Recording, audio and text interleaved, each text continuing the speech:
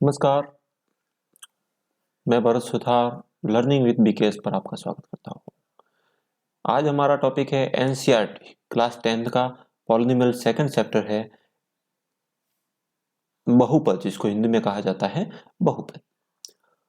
इसके बारे में हम देखेंगे तो सबसे पहले है वह डिग्री क्या होती है, किसी भी पॉलिनोमियल्स की है वह डिग्री किसे कहा जाता है।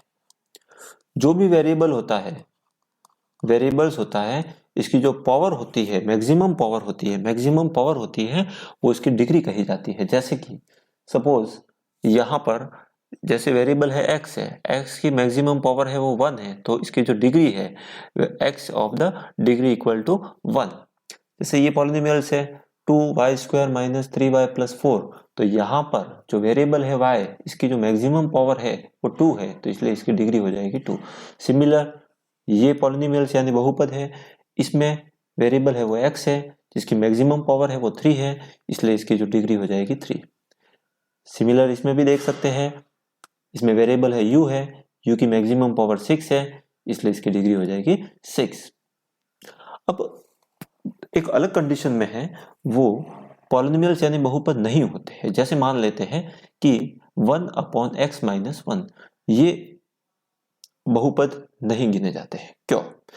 कारण इसका ये है कि जो डिग्री होती है, डिग्री है वो हमेशा इंटीजर फॉर्म में यानी पूर्णांक में होनी चाहिए, इंटीजर में यानी पूर्णांक में होनी चाहिए।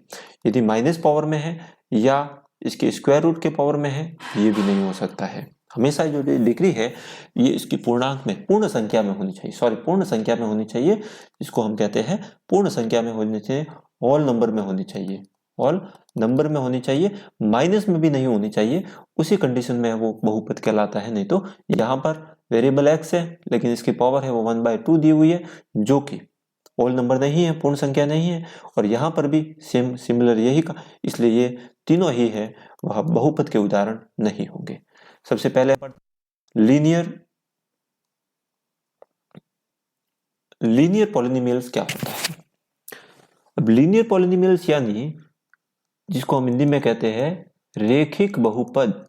रेखिक बहुपद किसे कहते हैं? रेखिक बहुपद वो होते हैं जिसमें वेरिएबल यानी जो चर राशि है उसकी अधिकतम घात यदि 1 है, यहाँ पर भी ये चर राशि x है, इसकी अधिकतम घात 1 है, यहाँ पर भी सिमिलर सब जगह है, चर राशि है, वेरिएबल्स है, इसकी मैक्सिमम पावर 1 है, इस कंडीशन में है वो ऑल है वो लीनियर पॉलिनोमियल्स कहलाते हैं।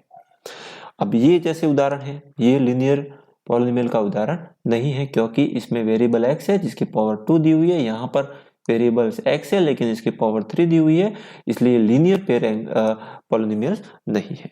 नेक्स्ट देख लेते हैं क्वाड्रेटिक पॉलिनोमियल्स कौन से होते हैं। जिस प्रकार से है वो लीनियर पेयर एंगल्स के बारे में हमने देखा है, इसी प्रकार से है वो क्वाड्रेटिक पॉलिनोमियल्स होते हैं जिसकी डिग्री मैक्सिमम डिग्री 2 होती है, उसको कहते हैं क्वाड्रेटिक। जैसे सिमिलर एग्जांपल, इसकी वेरिएबल है x है, इसकी मैक्सिमम पावर है वो 2 है, इसलिए क्वाड्रेटिक पॉलिनोमियल्स कहलाते हैं। ये भी इसका एग्जांपल है, वेरिएबल y है जिसकी मैक्सिमम पावर 2 है, यहाँ पर भी वेरिएबल x है जिसकी मैक्सिमम पावर 2 है एंड डिग्री 2 है, तो ये क्वाड्रेटिक पॉलिनोमियल्स कहलाते हैं। सेम ये सभी इसके उदाहरण है। नेक्स्ट देख लेते हैं, नेक्स्ट हम देखते हैं क्यूबिक पॉलिनोमियल। अब क्यूबिक पॉलिनोमियल क्या होगा?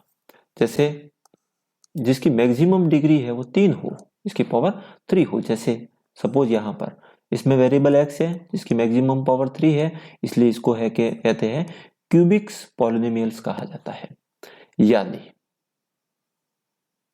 घन के रूप में त्रिघाती बहुपद कहा जाता है, इसको भी त्रिघाती बहुपद कहा जाता है, इसको भी त्रिघाती, क्योंकि मैक्सिमम पावर 3 दी हुई है, वेरिएबल की चर राशि की अधिकतम घात 3 दी हुई है, इसलिए क्या कहा जाता है? त्रिघाती बहुपद कहते हैं। हिंदी में इसको कहते हैं त्रिघाती बहुपद कहा जाता है। इसको सही लिख लेते हैं, यहाँ पर त्रिघाती बहुपद है वो इसको कहा जाता है। नेक्स्ट करते हैं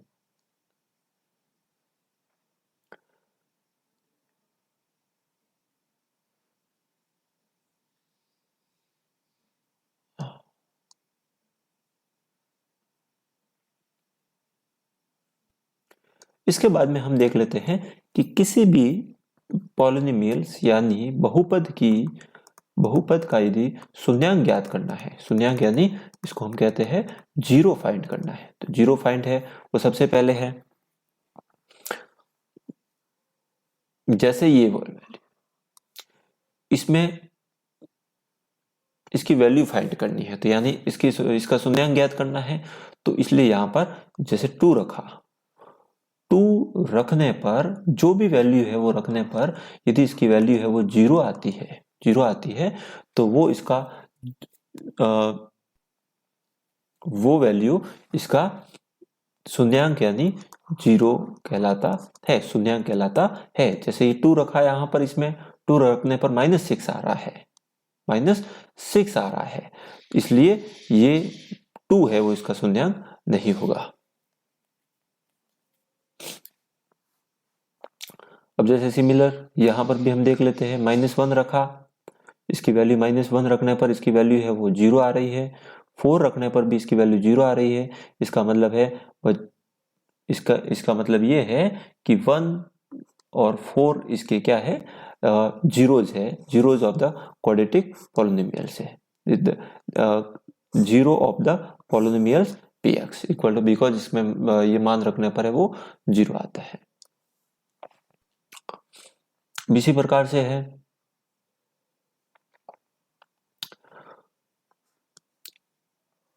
ax plus b equal to zero, शून्यांक ज्ञात करेंगे यानी जीरो फाइंड करेंगे तो x इक्वल टू आ जाएगा -b/a, और यहां पर b है वो किसका गुणांक है, x कांस्टेंट टर्म है यानी c, कांस्टेंट टर्म c है और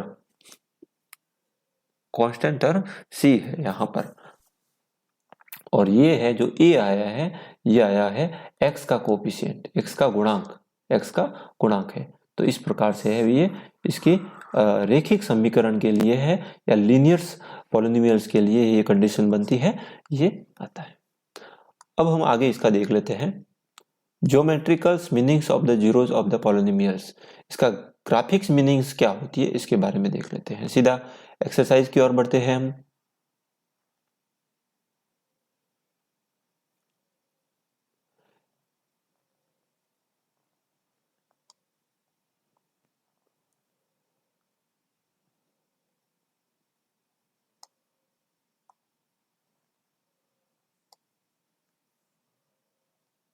एक्सरसाइज 2.1 पर आते हैं। y the graph of the y equal to px are given the figures 2.10 below. For some polynomials px, find the number of the zero of the px of p. x के according इसमें number of the zero यानी शून्यांकों की संख्या ज्ञात करनी है कि कितने इसमें शून्यांक होंगे, 1 शून्यांक होगा, 2 शून्यांक होगा, 3 होगा, x के अकॉर्डिंग ज्ञात करना है। यानी यहां पर हमको केवल और केवल ये जो x एक्सिस है इसको ही ध्यान में रखना है। तो इसके लिए जो इसका जो ग्राफ बन रहा है ये इस x अक्ष को कितनी बार इंटरसेक्ट यानी प्रतिच्छेदित करता है वो नंबर ऑफ द जीरो यानी शून्यांकों की संख्या हो जाएगी। जैसे मान लेते हैं ये ग्राफ है, इस ग्राफ की लाइंस है, जो इस x अक्ष को है वो एक भी बार टच नहीं कर रहा है, इसलिए यहाँ पर नंबर्स ऑफ द जीरो यानी शून्यांकों की संख्या जीरो रहेगी। यहाँ पर ये एक बार टच कर रहा है यानी शून्यांकों की संख्या एक रहेगी। यहाँ पर ये 1, 2 और 3 बार टच कर रहा है, यहाँ पर शून्यांकों की संख्या 3 रहेगी, क्योंकि x के अकॉर्डिंग फाइंड करना है इसलिए यहाँ पर इस प्रकार से होगा। यहाँ पर ये 2 बार है वो टच कर रहा है, यहाँ पर ये 2 बार टच कर रहा है, 1 और 2, इसलिए यहाँ पर शून्यांकों की संख्या 2 हो जाएगी। यहाँ पर 1, 2, 3, 4 शून्यांकों की संख्या 4, यहाँ पर 1, 2, 3, तो यहाँ पर है वो शून्यांकों की संख्या हो जाएगी 3 हो जाएगी। तो इस प्रकार से है, यहाँ पर शून्यांकों की संख्या है वो 3 हो जाएगी। तो इस प्रकार से है एक्सरसाइज नंबर 2.1 है वो 2.1 क्लियर हो गई है। ओके, नेक्स्ट आगे वाले वीडियो में हम देखेंगे। धन्यवाद।